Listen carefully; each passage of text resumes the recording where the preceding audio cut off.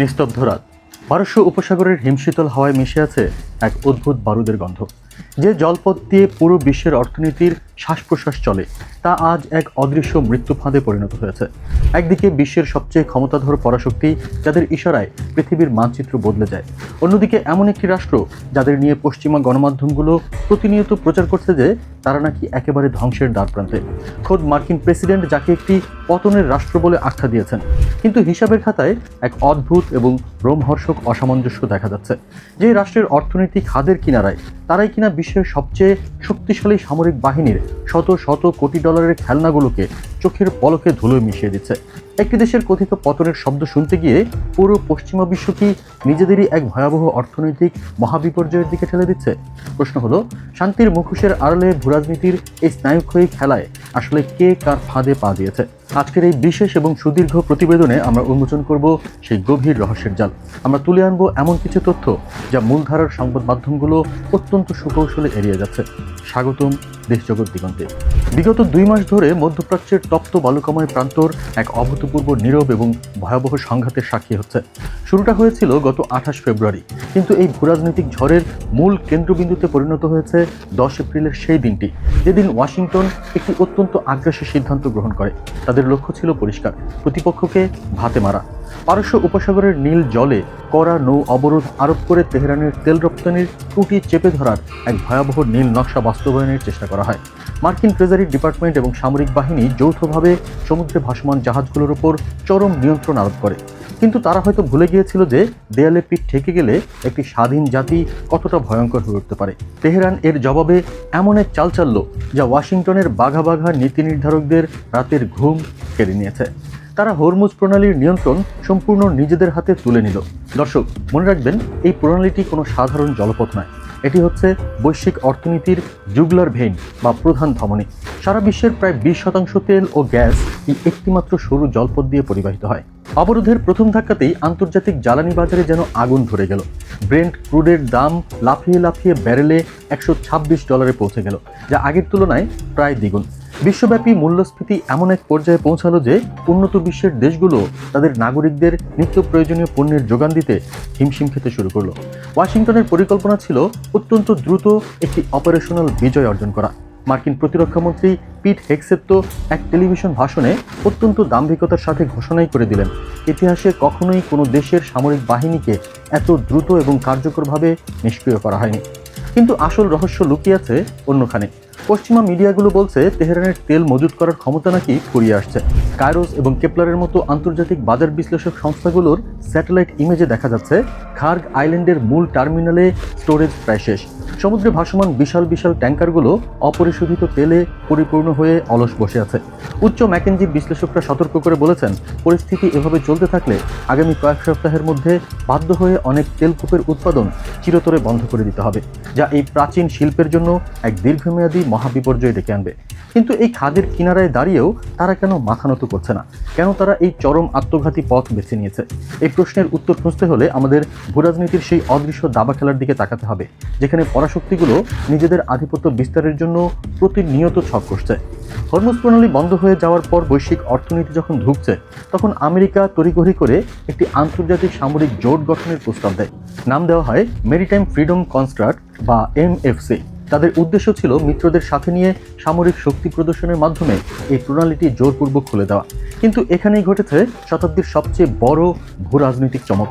ওয়াশিংটনের দীর্ঘদিনের পরীক্ষিত মিত্র ফ্রান্স এবং ব্রিটেনের মতো পরাশক্তিগুলো এই জোট থেকে সসম্মানে নিজেদের গুটিয়ে নিয়েছে। তারা স্পষ্ট জানিয়ে দিয়েছে, এই চরম উত্তেজনার একটি কূটনৈতিক সমাধান না হওয়া পর্যন্ত তারা পারস্য উপসাগরের এই অগ্নিকুণ্ডে পা বাড়াবে না। অর্থাৎ পরাশক্তি আজ তাদের মিত্রদের কাছেই একঘরে হয়ে পড়েছে। এই সুযোগটি অত্যন্ত সুকৌশলে কাজে লাগিয়েছে তেহরান।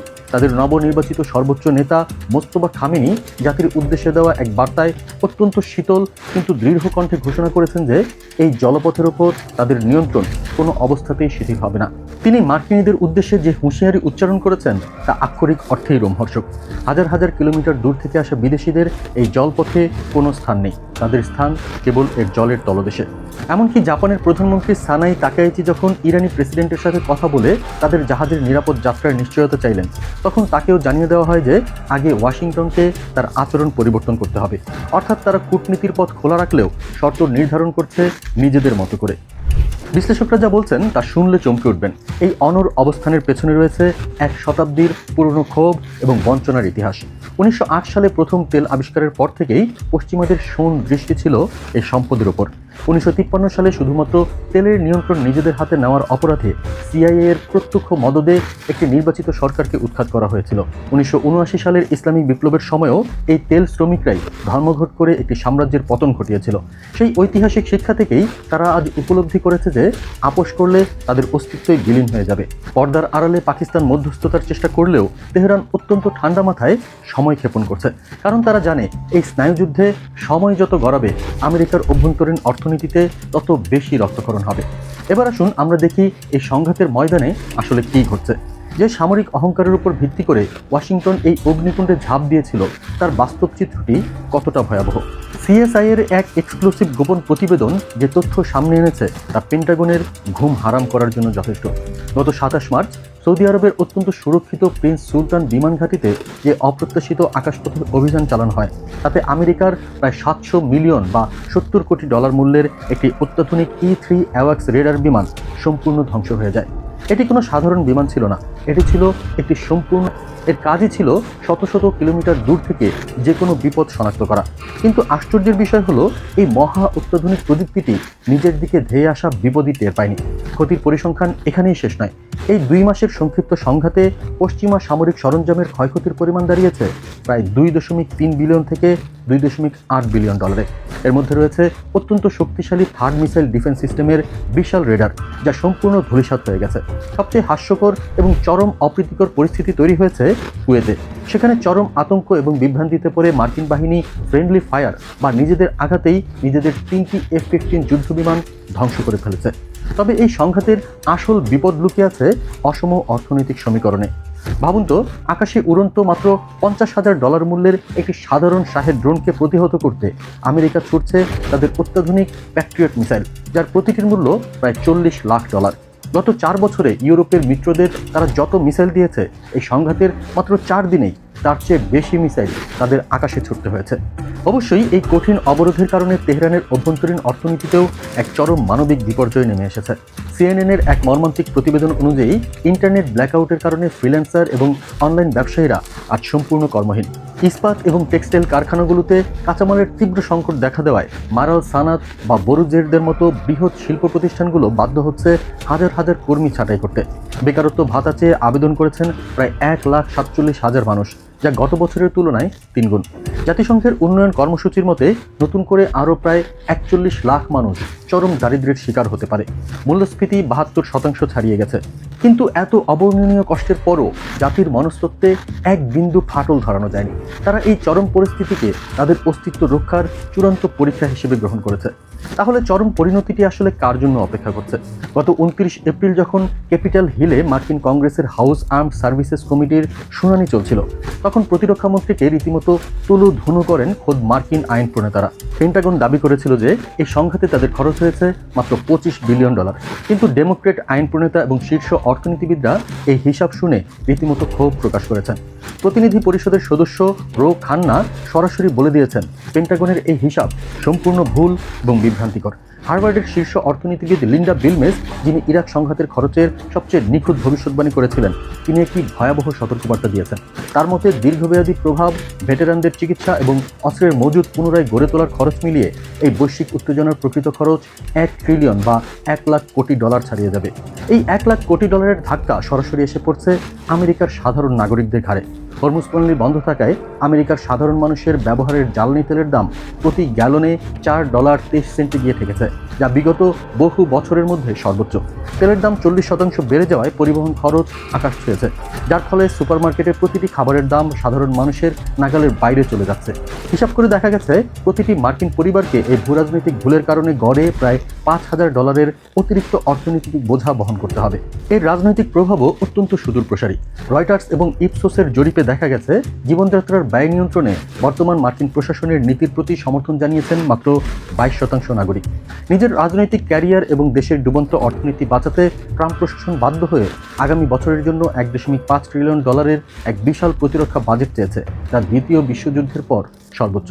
দর্শক, আমরা যদি সবচেয়ে খারাপ পরিস্থিতির কথা চিন্তা করি, তবে এই সংঘাত শুধু মধ্যপ্রাচ্যে সীমাবদ্ধ থাকবে না। হরমুজ প্রণালীর এই অবরোধ যদি আরও দীর্ঘায়িত হয়, তবে পুরো ইউরোপ এবং আমেরিকার শিল্পোৎপাদন থমকে যাবে।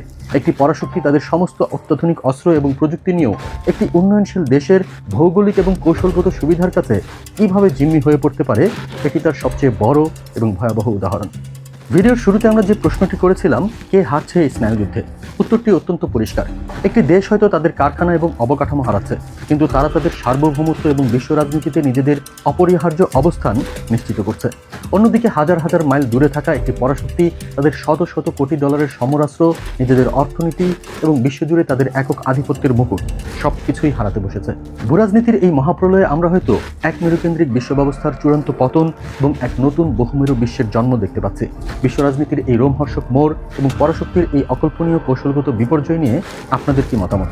আপনি কি মনে করেন পশ্চিমা বিশ্বের এই দম্ভই তাদের চূড়ান্ত পতনের কারণ হবে? আপনার মূল্যবান বিশ্লেষণ কমেন্টে জানান। আর এই ভূরাজনৈতিক সংকটের পেছনে আসলে কে সেই মাস্টার মাইন্ড যে আড়ালে থেকে এই পুরো কলকাঠি নাড়ছে, তা বিস্তারিত জানতে স্ক্রিনে আসা এই ভিডিওটিতে এখনই ক্লিক করুন। দেখা হচ্ছে পরবর্তী প্রতিবেদনে। আল্লাহ হাফিজ।